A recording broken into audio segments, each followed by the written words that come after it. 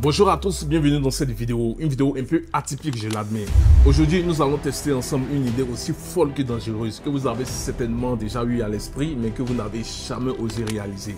Brancher un câble USB type C dans les deux ports du même chargeur. Qu'est-ce qui pourrait bien se produire? Coup-circuit, explosion ou comportement inattendu. Nous allons ensemble mener l'expérience pour assouvir notre curiosité et pour ne pas que vous ayez à les réaliser chez vous à la maison. Et surtout, si l'un de vos enfants, si un enfant venait à le réaliser par accident, vous saurez exactement ce qui pourrait arriver de pire et comment vous en prémunir. Ok, avant de commencer, j'aimerais préciser que je n'ai jamais réalisé cette expérience auparavant. Nous allons ensemble la découvrir. Et pour ce faire, nous allons prendre un maximum de précautions. Je vais la réaliser à l'extérieur. Et je vais aussi utiliser cette prise connectée de Xiaomi qui me permettra de contrôler l'alimentation à distance sans m'approcher. Cette prise connectée nous permettra aussi de suivre la consommation du boîtier et de traquer d'éventuels changements brusques. Nous avons aussi ce capteur, ce thermomètre à infrarouge qui nous permettra de contrôler la température du boîtier tout au long du test. Après chaque série de tests, si rien ne se produit visiblement, nous allons alors brancher le boîtier au smartphone pour voir s'il fonctionne aussi bien comme avant. Et comme cobaye pour ces tests, nous avons ici un très bon client, un chargeur de chez Samsung de 65 watts qui coûte environ 70 €. Il est doté de 3 ports. On a un port USB type A de 15 watts, 2 ports USB type C, dont un de 25 watts et l'autre de 65 watts. C'est quoi, nous allons brancher nos câbles USB type C en boucle. Maintenant que nous avons tous nos équipements en place, allons voir ce que ça donne. J'ai justement une prise ici à l'extérieur que nous allons utiliser pour notre expérience. Je branche la prise connectée et j'attends quelques secondes qu'elle se connecte à mon réseau Wi-Fi. Et surtout, je vérifie absolument qu'elle est bien éteinte. Pas question de me prendre une explosion en plein visage. Je branche ensuite le boîtier avec le câble USB type C en boucle et tout est prêt. Je vous avoue que ça c'est l'expérience la plus débile que je n'ai jamais réalisée. Je prends beaucoup de risques pour assouvir notre curiosité, alors on n'oublie pas de liker et de s'abonner. Espérons que tout ne tourne pas au drame, que je ne finisse pas calciné comme un poisson grillé.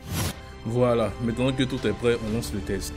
1, 2, 3, c'est parti.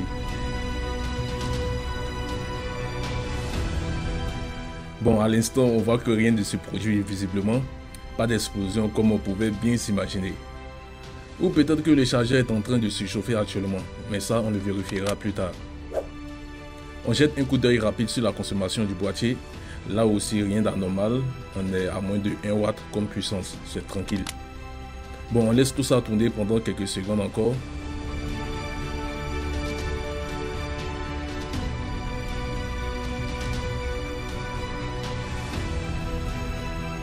Et c'est terminé. Comme vous l'avez constaté, rien ne s'est produit. On va maintenant vérifier si le boîtier a surchauffé. Et là aussi, tout est normal. Pas de surchauffe, le boîtier garde toujours sa même température de 34 degrés. Bon, je ne sais pas si je dois dire heureusement ou malheureusement, mais rien ne s'est produit du tout au cours de ce premier test qui a duré environ 20 secondes. Le boîtier n'a pas chauffé, il n'y a pas eu de coup-circuit, rien du tout.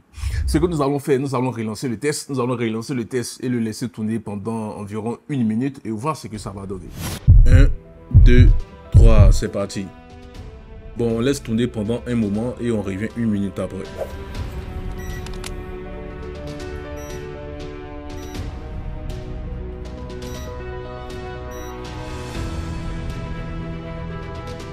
Ok, donc même au-delà de ce test d'1 minute, on constate que rien ne s'est produit d'anormal. Le chargeur n'a pas s'échauffé, il n'y a pas eu de coup-circuit, il n'y a pas eu d'explosion. Maintenant, on va brancher le chargeur au smartphone, voir s'il fonctionne aussi bien comme avant. J'ai ici ma multiprise, je vais la brancher. Et voilà, aucun problème, le chargeur fonctionne toujours aussi bien. Donc tout porte à croire que cette expérience n'a rien d'aussi dangereuse comme on peut l'imaginer. Mais attention, évitez absolument de la reproduire chez vous à la maison.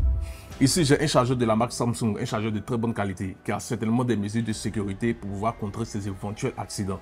Si vous avez un chargeur de la contrefaçon, un chargeur de mauvaise qualité ou abîmé, le résultat pourrait être tout autre.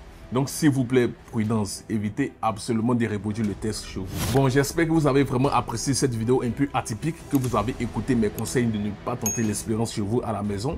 On n'oublie pas de liker et de s'abonner. Moi, je vous dis à la prochaine. On se retrouve très vite dans une nouvelle vidéo. Prenez soin de vous. Ciao.